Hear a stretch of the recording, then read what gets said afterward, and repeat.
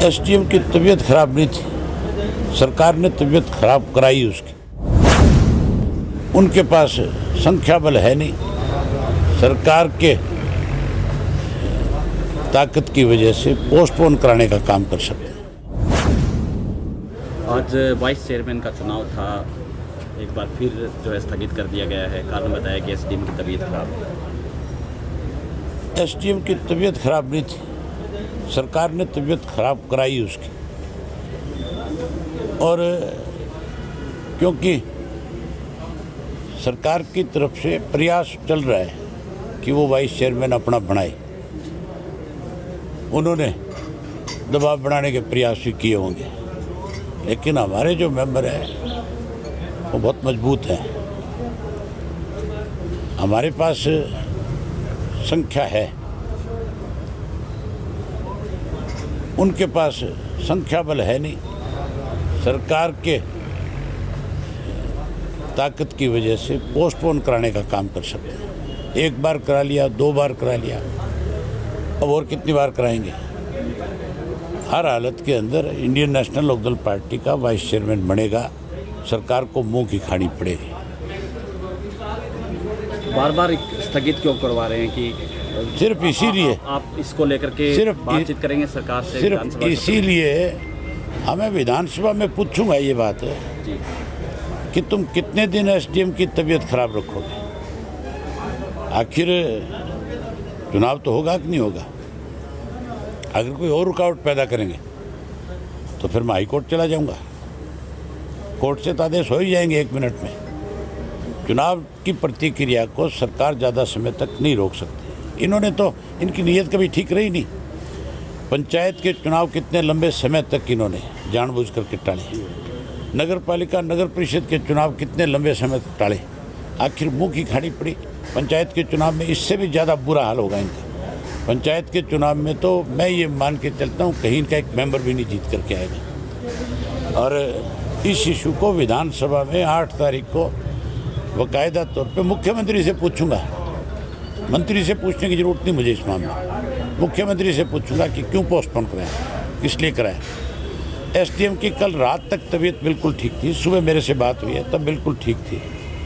सुबह तक ये कहा जा रहा था हम चुनाव करा रहे हैं, लेकिन ऐन मौके पे आके नोटिस निकाल दिया एसडीएम की तबीयत ठीक नहीं है। अगर एसडीएम की तबीयत ठीक नहीं है तो आप जा कर के एसडीएम से पूछो कि तूने कौन से डॉक्टर से दवाई ली है, तेरी तकलीफ़ क्या थी, क्यों नहीं चुनाव कराया, क्यों तू अपनी जिम्मेदारी से भागा है। उसका काम नहीं है इस तरह सरकारी प्रेशर में आकर के। फिर तो इस एसडीएम से कल को कोई अंगूठे दस्तखत करा लेगा, सरकार किसी गलत काम के ऊपर इसके दस्तखत करा लेगी। इसको अपनी नौकरी का ख्याल रखना चाहिए। एसडीएम का काम जो है, एसडीएम की जो जिम्मेवारी है उसको निभानी चाहिए। यहाँ तो एक नया काम हो रखा है। देश का प्रधानमंत्री कहता है घर घर पे तिरंगा लगाओ। हमारे मुख्यमंत्री ने हमारे साथ मीटिंग करी घर घर पे तिरंगे की बात को लेकर कि ये सामूहिक काम है। हमने कहा बिल्कुल सामूहिक काम है, अकेला बीजेपी का नहीं है, अकेला किसी और राजनीतिक दल का नहीं है। ये तो हर आदमी की एक जिम्मेवारी बनती है कि वो आज़ादी का जश्न मनाए। तिरंगा उसके पास नहीं है, गरीब आदमी पे नहीं है, तो हम उसको हैंड ओवर करें, हम उसको लेकर के दें। लेकिन इन्होंने तो इसमें भी लूट मचा रखी है। 25 रुपये में तिरंगा झंडा जो है ये बेच रहे हैं। इन्होंने हर डिपो होल्डर को 200 झंडे दिए और उसको कहे कि 25-25 रुपये के हिसाब से तो इनको बेचेगा। मैंने 50,000 झंडे जो है अपने इलाहाबाद क्षेत्र के लिए या जहाँ मर्जी मैंने डीसी को कहा कि आप इनको लगवाओ। हमने तो ये कहा था कि स्कूल के बच्चों को झंडा दो और मास्टर को, टीचर्स को ये ड्यूटी लगाओ। आप उनसे आप कहो कि सबसे आसान तरीका है किसी घर पे तिरंगा लगाने का। हर गांव के अंदर प्राइवेट स्कूल और गवर्नमेंट स्कूल है, उनमें गवर्नमेंट स्कूलों में प्राइवेट स्कूलों के बच्चे, हर घर का एक आधा बच्चा स्कूल में आपको पढ़ता हुआ मिलेगा जी। आप उनको झंडा दो और उनको बच्चों को भी आप अपने घर पे जा कर के लगाओ। उस काम को नहीं बढ़ा रहे। जो झंडे दिए जा रहे हैं उन झंडों को ये बेचने का काम कर रहे हैं। इसका मतलब तो इन्होंने देश की आज़ादी का जश्न नहीं, पैसे इकट्ठे करने का एक साधन बनाया है। कितनी शर्म की बात है। ये इशू भी विधानसभा में उठाऊंगा और पूछूंगा मुख्यमंत्री से कि हमारी जो बात हुई थी, जो फैसला हुआ था, आज आपने वो फैसला पलट करके अपने करता कौन है? इनके पार्टी के कार्यकर्ता। यहाँ इलाहाबाद में इनके पार्टी के कार्यकर्ता जो है 25-25 रुपये में घरों में जा करके झंडा दे करके 25 रुपया वसूल करते हैं, उनसे लेते हैं, कहते हैं 25 रुपया दो और ये झंडा भी लगाओ। क्यों लगाएगा भाई कोई इनके कहने से? फिर तो वो 25 रुपये में अपना झंडा बनवाएगा और अपना लगाएगा। इनका क्या मतलब है? मतलब ये इस पर राजनीति भी कर रहे हैं, ये इसके ऊपर पैसा इकट्ठा भी कर रहे हैं, बेईमानी भी कर रहे हैं, दोनों काम कर रहे हैं।